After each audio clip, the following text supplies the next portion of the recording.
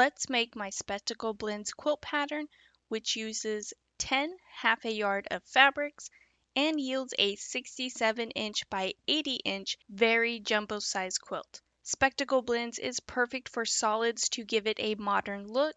You can also even play with colors to create an ombre fade, and you can also use prints, making this pattern pretty much limitless. But before we start, I want you to lay your fabrics out in the order that you want your stripes to go. Whatever color you have at the end, which will be the bottom of your quilt, you want to ensure that you also like that color for the top. When we cut and sew our fabrics, we will be sewing the bottom color to the top piece. So you may want to adjust your fabrics around, especially if you are doing an ombre fade. Now, if you are curious about what colors I used, from left to right, they are all from Bella Solids by Moda Fabric. First, we have Boysenberry, Raspberry, Cayenne, Mandarin, Marigold, Electric Lemon, Sprout, Spearmint, Horizon Blue, and lastly, Iris. I will have those colors listed down below as well. But anyways, let's go ahead and get started. Starting with your first row color, you will first want to cut two 8.5-inch wide strips with each half a yard. You will have enough room on the sides if you ended up with some half a yard miscuts as well. But with one of those 8.5-inch strips, you will cut a 39.5-inch by 8.5-inch rectangle. Now I prefer to keep my yardage folded in half to make these large cuts. Half of 39.5 is 19.75 inches. Either way, your first strip needs to measure as a 39.5-inch by 8.5-inch rectangle. With the second 8.5-inch strip, you will subcut it into 4 2.5-inch by 8.5-inch rectangles, 4 3.5-inch by 8.5-inch rectangles, and 2 4.5-inch by 8.5-inch rectangles. If you are using solids, you will have some excess fabric, but if you are using a print, you'll end up with very little waste. And I did account for yardage if your print has a large salvage end. Now, once your first row is cut, I highly recommend that you use a number system and mark it with the number 1. This will be the first color in your row, and of course you can make your own by writing on a piece of paper like myself, or you can use Fat Quarter Shop's Alphabitties, which I will link down below. Now all you have to do is go in order which color you want next within your quilt top. Then you will repeat the cuts that I mentioned and label that print with a number 2. And then you'll just keep going down the line until you have a total of 10 colors. And as I will also have the measurements linked down below in the description to help as well. And here is everything cut, and as you can see, I labeled them with numbers from 1 through 10.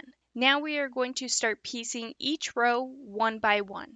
To do so, you will take the colors 1 and 10. Whatever color your row is, you will start with a 2.5-inch by 8.5-inch rectangle. For your first row, using color number 1, you will need the following 2 2.5-inch by 8.5-inch rectangles, 2 3.5-inch by 8.5-inch rectangles, and 1 4.5-inch by 8.5-inch rectangle, and lastly your 39.5-inch by 8.5-inch rectangle.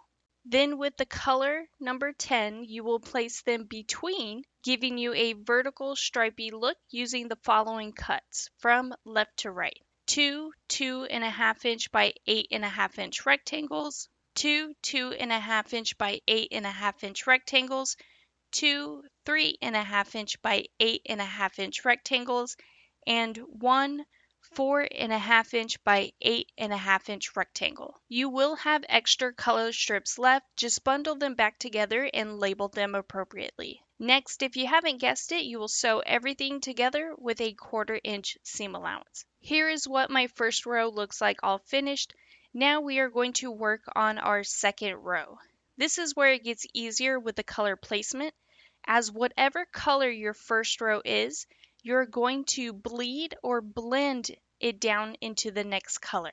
So you're going to take the colors 1 and 2. We will start with the color of our next row using a 2.5 inch by 8.5 inch rectangle. Once again, we will place them in the following order, alternating between the two colors. 2.5 inch by 8.5 inch rectangles, 3.5 inch by 8.5 inch rectangles, and 4.5 inch by 8.5 inch rectangles per each color. Then you will cap it off with the 39.5 inch by 8.5 inch rectangle with the color of your row. Then you will sew it all together with a 1/4 inch seam allowance.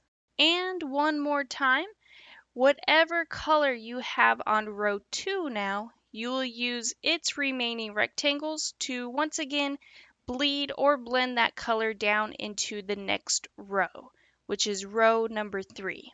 Then you'll start your row with the row's main color and once again alternate between the two. Now all you have to do is repeat this step to all 10 rows. With all of your rows completed, you're going to place them in numerical order. Then with every even strip, you will rotate it 180 degrees so the stripes are on the right side. And then you're going to sew everything together. Quick tip for sewing these long strips that have 0 seams to match up. I recommend placing your strips right sides together, then every 10 inches or so, this number is random. You can do it every 5 inches, every 10, 12, 8. This number really doesn't matter, but I'm going to use 10 as this example. So what you're going to do is mark your rows every 10 inches with a fabric marking tool. I am using white chalk to mark my lines. Then once you've marked up an entire row, you will match the markings and either pin, or I am using clips so I don't poke myself. That way at the sewing machine, you will have points to line up, making sure nothing stretches, and it will keep your rows even. Then with your next row, my second tip is if you sewed your first strip from left to right, now you will do the opposite and of course keep your fabrics right sides together and mark them every 10 inches and then sew it from right to left.